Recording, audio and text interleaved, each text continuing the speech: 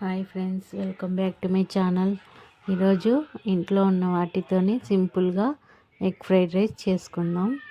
Oil heat అయ్యాక మనం గుడ్డు వేసుకోవాలి.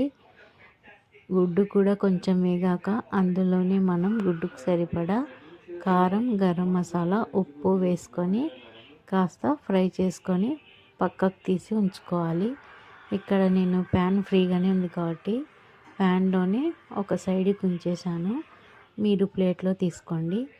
ఇక మనం అందులోనే తరిగి పెట్టుకున్న ఉల్లిగడ్డ, పచ్చిమిర్చి, క్యారెట్ తురుము వేసుకోవాలి.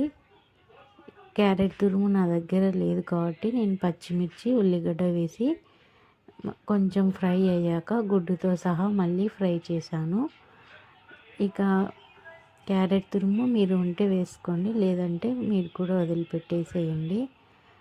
ఇక నేను అవి కూడా కొంచెం వేగాక అందులోనే మళ్ళీ అన్నానికి సరిపడా కారం, చికెన్ మసాలా, టేస్టింగ్ సాల్ట్, ఉప్పు వేసుకున్నాను. నేను ఇక్కడ కొంచెం కారం ఎక్కువ వేసాను, మీరు చూసి వేసుకోండి.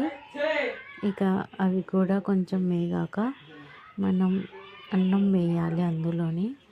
అది రాత్రిదైనా సరిపోతుంది, ఉదయం ఇక వేడిదైనా సరిపోతుంది. ఇక అన్నం వేసి బాగా కలుపుకోవాలి. కొత్తిమీరతో గార్లిక్ చేస్తే బాగుంటుంది.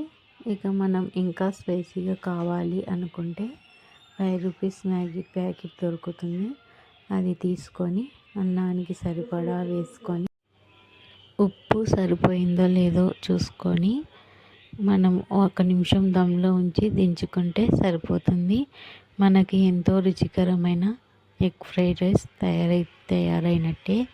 తప్పకుండా ట్రై చేయండి, లైక్ చేయండి, సబ్స్క్రైబ్.